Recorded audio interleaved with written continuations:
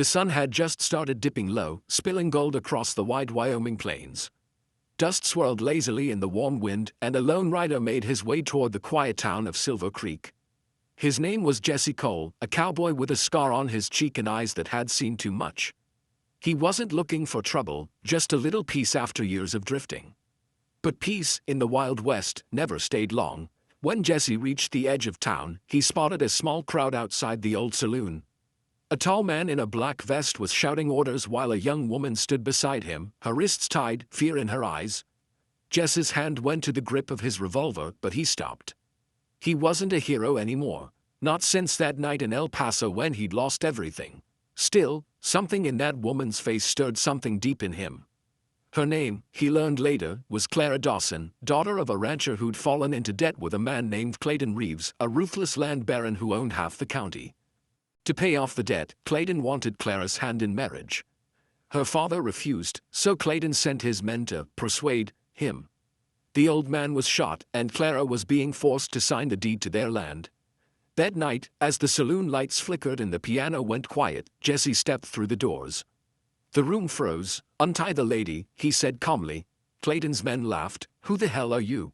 One of them sneered. "Just a man who don't like seeing a woman treated like that," Jesse replied, his voice low and steady.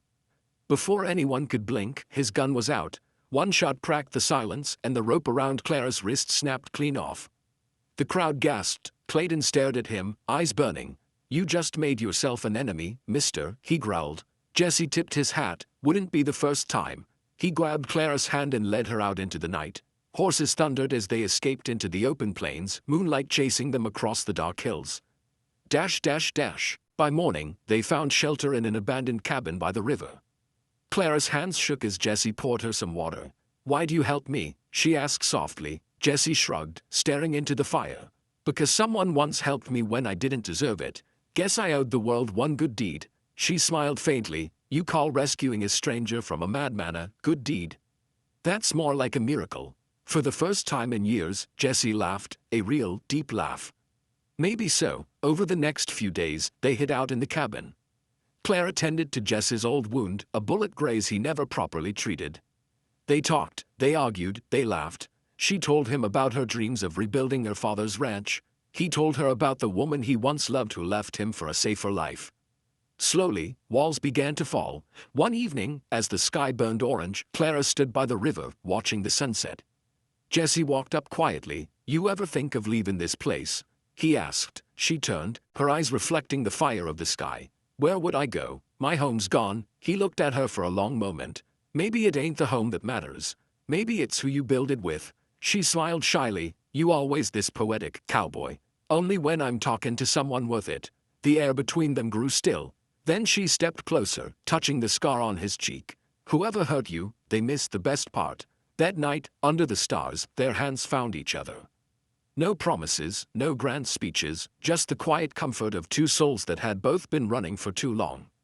Dash, dash, dash. But peace never lasts in the Wild West. By dawn, they heard the sound of hoofs. Clayton's men had tracked them down. Jesse saddled the horses fast.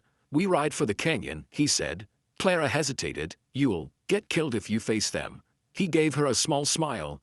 "Not if I've got something worth fighting for." They rode hard across the plains, dust flying behind them. Gunshots cracked through the morning air. Jesse fired back, picking off riders one by one. Clara held on tight, whispering prayers between gasps. When they reached the canyon's edge, there was nowhere left to run. Below them lay 100-foot drop. Behind them, Clayton's men closed in. Clayton rode forward, sneering. "End of the road, cowboy. Hand her over, and I might let you live." Jesse turned to Clara. "Do you trust me?" She nodded, tears brimming. "With my life." He grinned. "Good. Then hold on." With a hard kick, Jesse drove the horse off the cliffside slope, not down the drop, but along a narrow ledge that twisted around the canyon wall. Bullets zipped past them, rocks tumbled. Clara screamed as dust blinded her eyes, but Jesse kept steady, guiding the horse through the madness. They burst out on the far side, disappearing into the desert as Clayton's men cursed behind them. Dash, dash, dash. Days later, far from Silver Creek, Jesse and Clara stood outside a small wooden house under the shade of tall pines. It wasn't much, just 4 walls and a roof, but it was theirs. Clara looked around, smiling. "You sure you want to settle down here? No more gunfights, No more running. Jesse hung his hat on the post. I've been running my whole life. Feels like it's time to stop. She stepped closer, resting her head against his chest. You think they'll come after us again? He wrapped his arms around her. Let him come. They'll find two people who ain't afraid anymore. For a long moment, they just stood there, listening to the wind whisper through the trees. Then she looked up, eyes soft. You know what I think, Jesse Cole. What's that, Miss Dawson? I think you were never meant to be a drifter. You were meant to be found. He smiled, touching her chin gently. Guess I was just right until I found you. And under the wide, golden western sky, they kissed, two hearts finally home, with the sound of the wind in the rustling pines blessing their love.